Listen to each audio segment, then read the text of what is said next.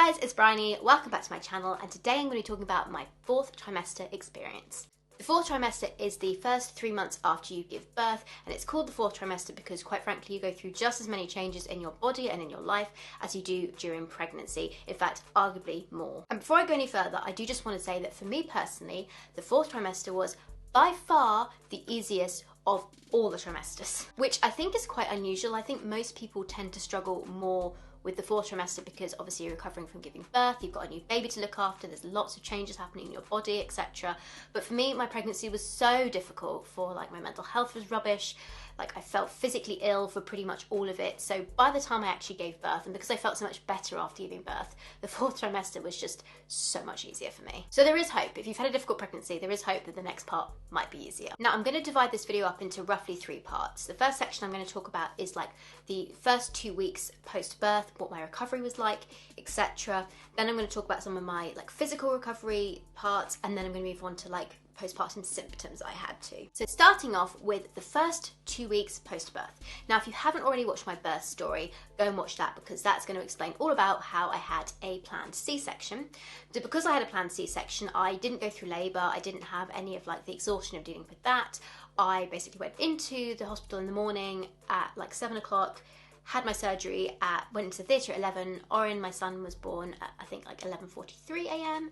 and then I was out of surgery by 12:30 and moved to recovery. And that's where we're going to start this video. Actually, no, it's not. One question that has come up a little bit has been about what kind of anaesthetic I had for my C-section. Some people said, did you have an epidural? Did you have a general? Whatever. So I was awake for my surgery, so I didn't have a general. But I didn't have an epidural either. I had something called a spinal. And there is a slight difference between a spinal and an epidural. So with a spinal, they just literally give you an injection into your back, and that makes you completely numb from the waist down, or in my case, I was numb kind of from my chest down too. With an epidural, this is what they will give you if you are in labour and you're wanting pain relief. They'll give you an epidural. It sort of does the same thing in terms of the numbing, but they actually put a little catheter into your back, and then you can sort of top up as and when you need it as well. So it's not just one injection. They put this little tube in there, and then you can top it up with the medication that way. If you have had an epidural during your labour and then you end up having a C-section, they usually just sort of top up that epidural if it's working really well for you. However, if you haven't had an epidural while you are in labour and you need a C-section, they will then typically give you a spinal. And there are a few other scenarios where you might be given a spinal as well. So even if you have a natural unmedicated vaginal birth, you still might need a spinal if, for example, your placenta is retained afterwards, you have to go to theatre to have it removed, you hemorrhage really badly afterwards and need to go to theatre for treatment for that, and also if you have tear really badly, you might also need to be stitched up in theatre, and for that they will also give you a spinal. So you're not just given a spinal if you have a C-section. There are some other scenarios where this might happen, so it's just good to be aware that some of what I'm about to say may apply to you even if you don't have a C-section, but if you end up having a spinal for one of those reasons or any others that I've forgotten, because there's more things than you think that can happen post-birth. Anyway, back to me out of recovery. I have some notes here so that I hopefully don't forget anything. So as soon as I was moved into recovery, the midwife that was there came over and helped me to latch Oren onto my right breast. I had been propped up on my side specifically so I could hold him and breastfeed, and they came in and helped me do that, and he was really great and he latched right away and he fed for an hour. I'm not going to cover breastfeeding specifically in this video because, quite frankly, it needs a whole video of its own. That has been a journey. That was the first time that I ever breastfed him, so that was quite special too. I was still very, very numb at this point. In fact, my anaesthetic lasted a long time, as you will see. But at this point, I remember as soon as I came out of theatre and was in recovery, just the sheer feeling of relief that it was all over. I was no longer pregnant. He'd been born, it had all gone fine, everything was good, and it was just like a weight had lifted off my shoulders. And I think this is where I first started to feel better mentally as well. My mental health in pregnancy was really bad. I was quite depressed at the beginning and then had really bad anxiety in the middle and towards the end, and intrusive thoughts, and it was just a horrible experience in general, really. But almost as soon as Oren was born, that vanished, and it was, in fact, it was so dramatic how it went that it really made me realise just how bad it had been in my pregnancy. It was almost like waking up from a nightmare really and being like, oh shit, yeah, that was bad. But I do remember feeling distinctly better almost from the moment that he was out. So that's kind of the first time I started to feel a bit better, but I was still quite drugged at this point, so it didn't instantly happen like that. So then I think I spent about 2 hours in recovery. I was able to have some toast. I didn't feel sick after my C-section.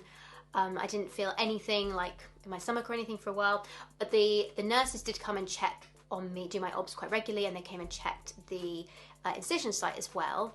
And I remember, so I had this really kind of unique, I've never seen this before. It's a dressing that's kind of like a honeycomb print. I can't find any images of this online other than this one that's done on like a shoulder replacement, I think, or some kind of surgery. But it's this really wide honeycomb print, so you can kind of see like the scar through it.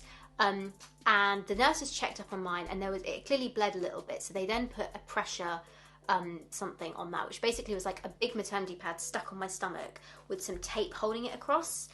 So they came and they did that just to kind of put some pressure and hopefully stop the bleeding, which did work. I couldn't feel anything, obviously. I was still completely numb at this point. So I was in recovery for around 2 to 3 hours, and then I was moved onto one of the more general postpartum wards. I was a little bit disappointed at this point because I was moved into one of the shared wards where there were up to 3 other women at a time on that ward with me, rather than having my own postnatal room, which my hospital did have. They did have those rooms, but they obviously were all full. And so I was on the general ward, which I do remember feeling quite upset about at the time. Actually didn't turn out to be that big of a deal, but I think one of the things that I hadn't factored in and that I really wasn't prepared for before I gave birth was just how incredibly vulnerable you are afterwards. Particularly, I think, if you have had a spinal or an epidural, because you're numb, you can't move, you're totally reliant on the medical staff around you to look after you and take care of you. So I really do have this like vivid recollection of just being so vulnerable, and so it really made a difference how like kind and nice the midwives were. The midwives who were really soft and gentle, they made such a difference, and I generally had quite a good experience. I think there were only 2 midwives that I found were not so kind of like gentle or welcoming in my whole experience, which I think is pretty good. There's one in particular who came in and kind of asked me various questions about things, and anytime I gave an answer, she seemed to find something to critique about it, and I just remember feeling quite like, could you maybe settle down a bit? I can give an example of this actually, where Oren was in his little bedside crib, and he'd been dressed by my mum by this point because I was still numb. I think this was day 2, I can't remember. And he had a onesie on, and he had a swaddle on him, and he had also a hat on. And the midwife came in and she was asking me various questions, and one of them was around like what he was wearing, and I said, oh, he's just got his, his little onesie on and this, and she was like, oh, we need to put a vest on underneath that. Can't have him in just a onesie, he needs a vest on. And I just remember like thinking that the way she dealt with that was just really bad, because she could have said, oh, we do recommend having a vest on underneath, so maybe put one of those on too. And that would have just been a completely different experience. Like, it would have just been softer, and my mum, who was with me at the time, would have just could have got up and easily done it. Instead, it kind of felt quite accusatory, and I remember that just feeling like, ooh.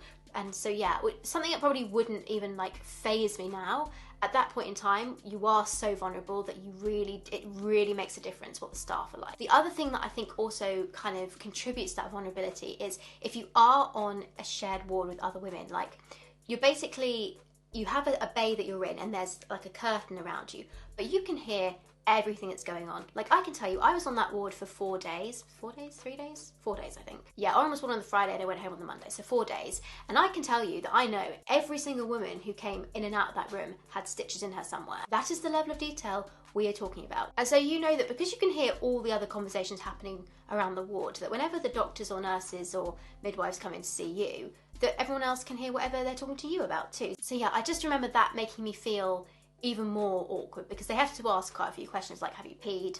What's your postpartum bleeding like? And all that sort of stuff. And generally, I'm not really that bothered about that. But for some people, that is quite, personal and intrusive. I think with something like postpartum, and when you have a new baby and everything, and of course they're crying a lot too, having a shared ward is just really quite an outdated thing.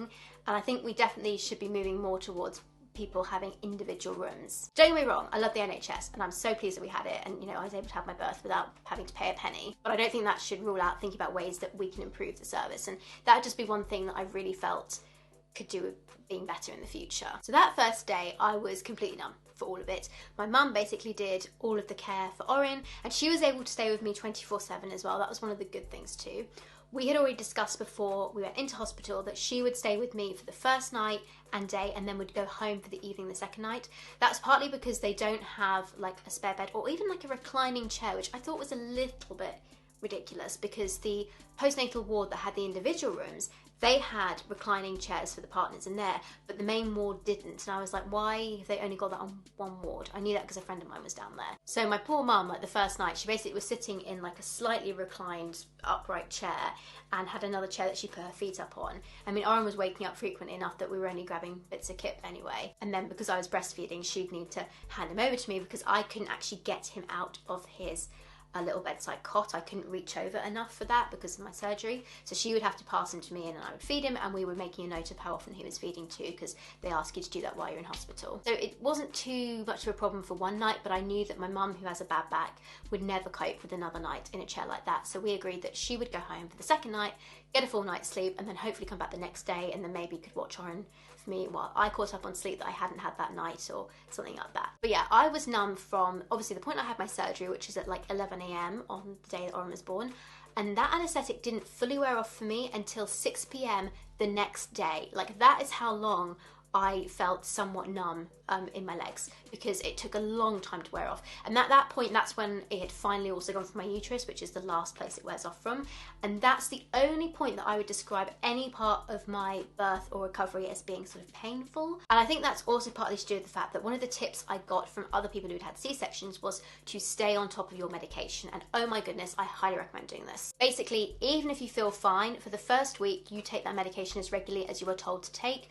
Don't try and think, oh, I feel okay, I'm not going to take it, because very quickly that pain can kind of increase again. So I was religious about taking the pain medication, and anytime the midwife came around and was like, would you like some more pain meds? I was like, yes. Also, if I ever started to feel like it was getting sore again, that was when I'd also ring the midwife and say, hey, I think I need some more painkillers. And it was good that I did that, because they can't necessarily get you the painkillers straight away. They can get you things like paracetamol or ibuprofen straight away, because those are kind of pre-prescribed for you. But anything stronger like dihydrocodone or Oromorph, they need somebody else to sign off of it too, so they don't come to you immediately. You can often be waiting like 20-30 minutes for that. So if you start to feel pain, ring the buzzer and let them know, because then it can take a little while to get it, and you want to obviously get that into you, and then it takes a little bit of time to kick in as well. So that was a big tip that I would have if you are having a C-section, or if you have any sort of pain with your recovery. Make sure that you let the midwives know as soon as you start to feel uncomfortable, and don't leave it any longer. So because I was numb for so long, my mum was doing most of Oren's care for like the first day and the second day. By the second evening, I was starting to be able to move my legs a bit. I still had my catheter in. They were going to try and take that out in the morning, and they couldn't, and then they tried in the evening, and again I still couldn't stand up enough for them to be able to take it out, so then it was left in until the next morning. So I ended up having that in for 2 nights, and at first, like, it was great having that catheter, because after like you've been 9 months pregnant and needing to pee constantly, to then never need to pee, it just automatically goes into this bag. It's actually quite satisfying, because you never have to get out of bed. But once the anaesthetic had completely worn off, I started to really feel that catheter in me, and it was really uncomfortable. So I was kind of like ready for it to be gone by the time they took it out. And the second night was definitely the most difficult for me, because my mum had gone home. I was in the hospital. It was just me and Oren. And also there were 2 other women on this night on my ward whose partners had also gone home. They had useless partners. That's the other thing. Like, again, you can hear everything that's going on. These 2 were just, I felt so sorry for those women. Their partners were really hopeless. One of them, I remember asking her partner if he could change the nappy for her, and he went, why? That's the midwife's job. God, that poor woman. Yeah, there were quite a few examples of terrible partners while I was on that ward. Some examples of brilliant ones too, but yeah, I was quite surprised by some of the things I heard. Anyway, this second night, it was just me and these 2 other women who were on the ward with me, and the babies did not stop crying that night. One after the other, they just went off. And I was quite lucky, because I somehow managed to tell the difference between Oren's cry and the others quite early on. So if their babies woke up and cried but Oren was asleep, I could sleep through it, but I would wake up when he cried. So I was kind of lucky that I got a bit of sleep at least at that point. He also did start cluster feeding a bit that night too. I remember having about 3 or 4 hours of cluster feeding from him. But I was only just like barely moving around at this point, so I remember like shuffling off to the toilet with my catheter bag. Obviously I had a catheter in, but I wasn't kind of sure. I spent a few days being like, do I need to pee or don't I? I think I was just constipated. Which is another thing that happens after a C-section. You do get quite constipated, and the medication also makes you more constipated. So every time they were offering me lactulose, I was like, yes, please. That was quite a difficult night too, actually, because I think they were slightly understaffed, and obviously I was still quite numb and I couldn't really move around. So if Oren woke up, I needed one of the midwives to come in and pick him up and give him to me, and then also like put him back again or change his nappy and stuff, because I couldn't do that. But because they were so understaffed, I got the impression that they really were kind of like, oh, you know, when they came in to help me with him.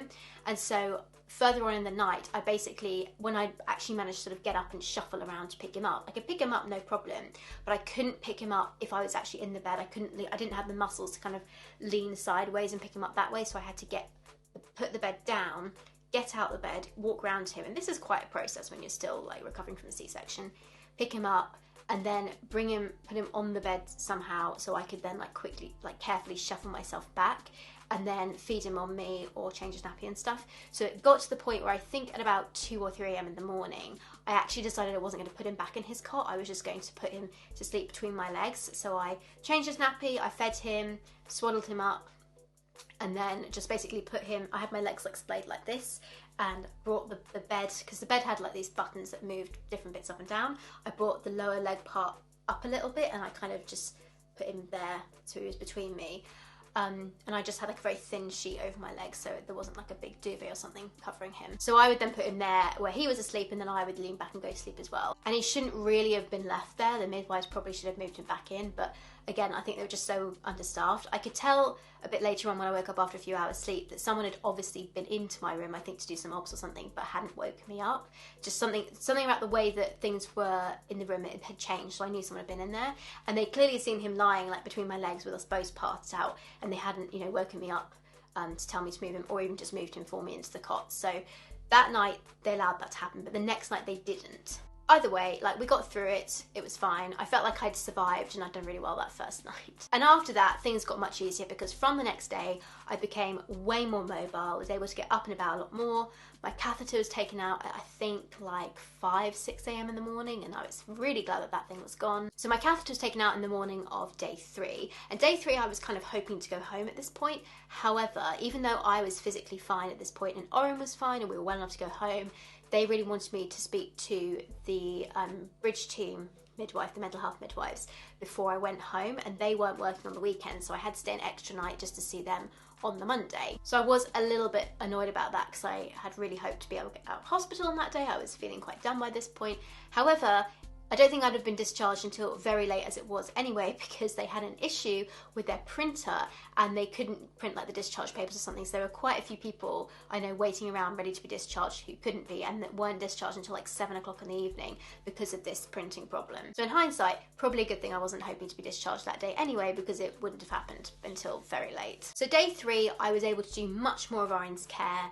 I was able to properly get out of bed and go round to him, change his nappy, get him changed, put him on for a feed, all of that jazz. Yeah, was definitely much more mobile at this stage. The other thing I really remember about day 3 was feeling like distinctly better when I first woke up.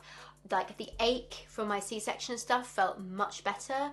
Again, I was on regular painkillers, but I just remember feeling like, oh, I feel like the worst bit's over, and it was. So day 4 is the day that I was finally discharged from the hospital, and I remember at this point feeling almost kind of back to myself. I was obviously still a bit stiff, a bit sore, but I could get up and walk at this point, could move around and do things carefully, so I felt much, much better at this stage. And I remember when we took him home, I think I was discharged at about 5 o'clock, because I'd seen the fiasco the day before. I knew I wasn't going to be going to go home early in the morning on that day 4, but they knew that I was out and they had got my medication and everything for me.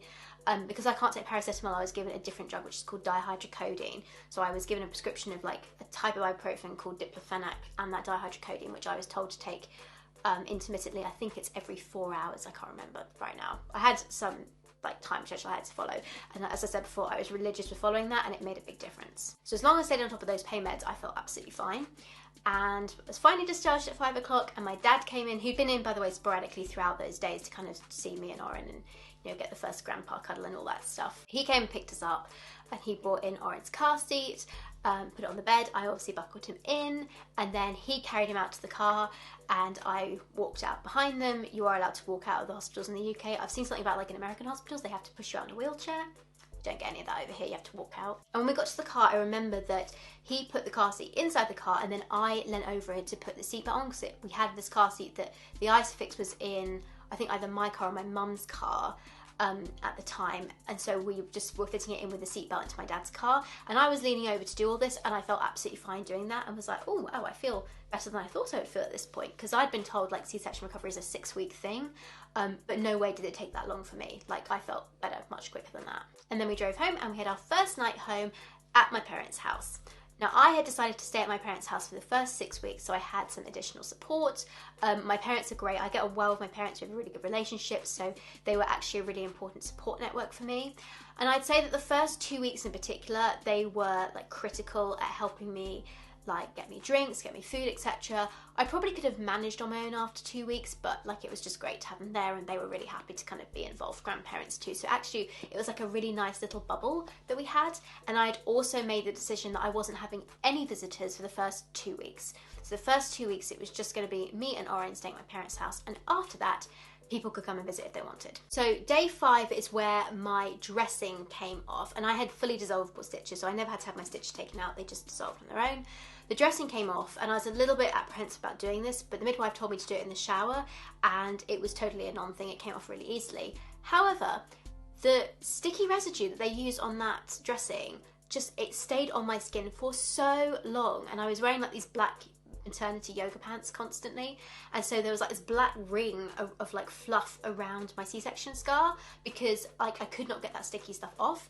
Eventually over time, like I was able to use some sticky stuff remover and like gradually move it off, and then sort of gradually like roll it off my skin bit by bit each time I had a bath later on. But oh my goodness, like that stuff stayed on for so long, and I was religious as well about making sure that my C-section scar was dry after I had a shower. I had to have a shower for 2 weeks, and then after that the midwife gave me the go-ahead to have baths again, which I was so pleased about because I am not a shower person. I love a good bath. So I just made sure to pat it really, really dry because I was a bit worried about infection, and I don't know if this helped or not, but I didn't get an infection, and I didn't get any issues with my scar either, so you know, would highly recommend keeping it dry.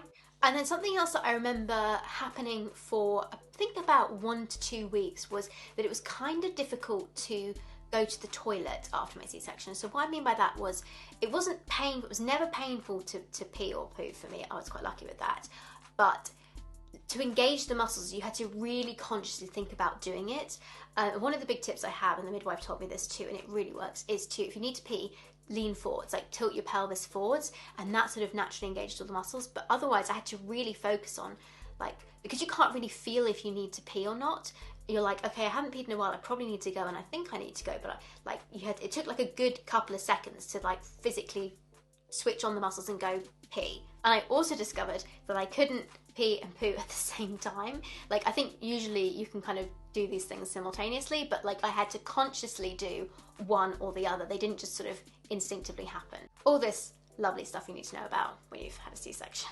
I can't remember how long that lasted exactly, but I don't think it was more than 2 weeks. And it kind of gradually improved as well, where it got a bit easier. And now, like, I'm totally back to normal, don't even notice it. So that's kind of like the initial period in hospital and the first 2 weeks after. Those were the toughest 2 weeks. I also was able to stop taking one of my painkillers on day 8. Day 8, I remember feeling much better. I was pushing Oren in his pushchair.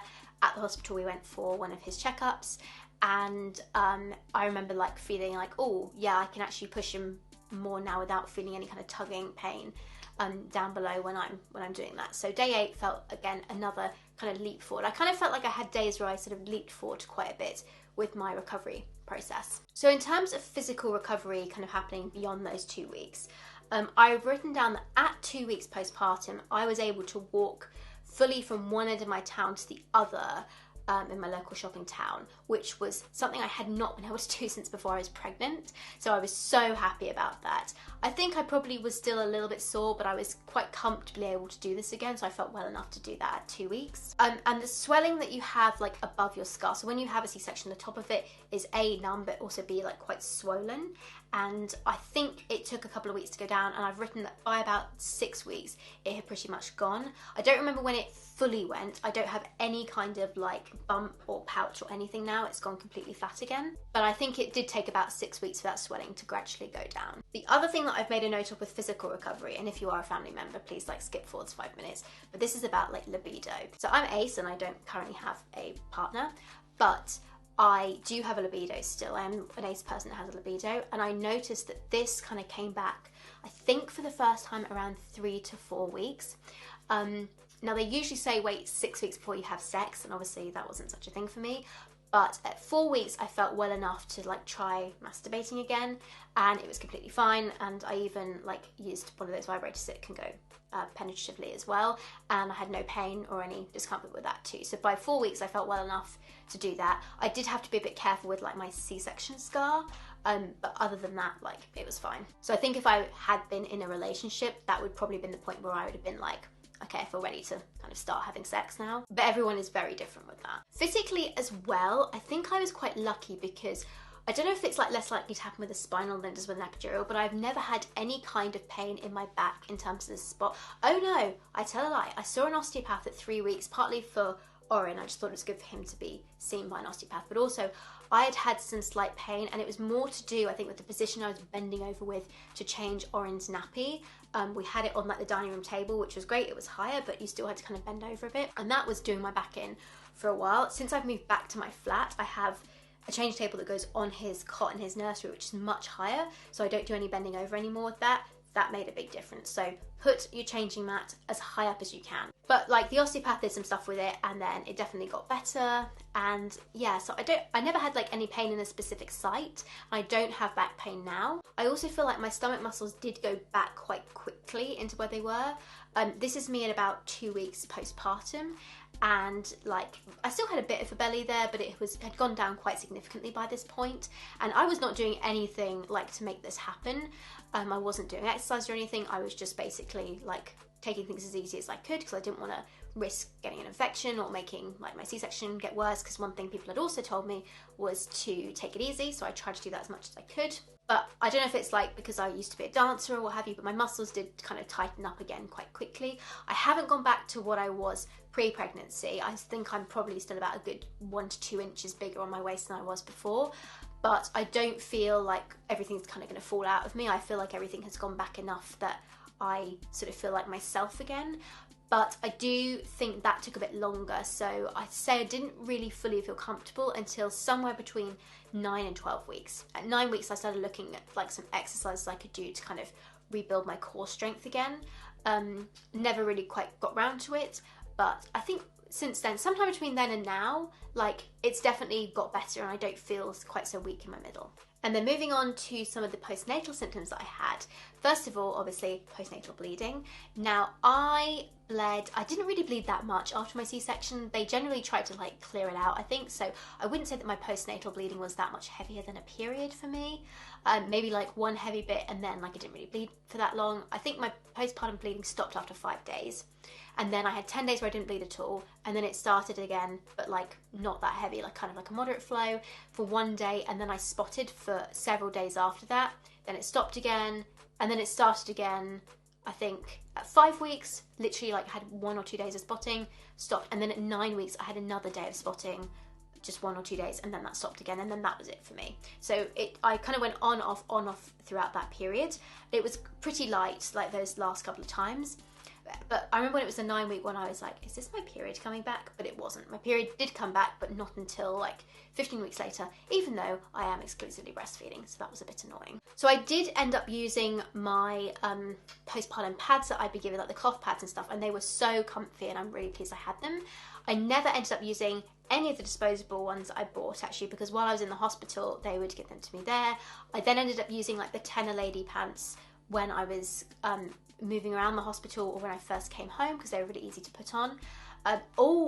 One thing I forgot about was I got this horrific rash across my bum, and I think it's because I was in the hospital. They make you like sit on a puppy pad, you know, like those incontinence pad sheets that they put down, and that combined with the Tenor Lady, like the lack of oxygen, the fact that it's all this plastic, I think caused me to get like some like rash on my, oh, it was so itchy. It was all across my bum, and I was like constantly putting pseudocreme on it because it was just so freaking itchy. And I also got a really itchy toe. It was like I had tons of little bites all over one of my toes. No idea what caused that, whether it was a bug that got into like a sock or something, but that was really uncomfortable too. So the itching was really uncomfortable, but I think I finally got rid of that after about a week of being religious with using the cream, and also trying to wear as much cotton underwear with my cloth pads as I possibly could to get some like air to the area. So my next symptom was sweating. I didn't really get that many night sweats postpartum. I had like, I think 1 week after I had Oren, I had a couple of nights of getting like that sweaty feeling, but I just basically took off my nightie and just slept in like my crop top and underwear, and that was fine. I kind of felt okay at that point. But just sweating in general during the day, still to this moment now, I am so much more prone to sweating. I have to consciously remember to put deodorant on in the morning, or I like notice that I really stink. And it's something I'm quite self-conscious of actually now. I even have like a deodorant that's in my changing bag that I take with me everywhere with Oren, because sometimes I'm like, oh God, like I really smell.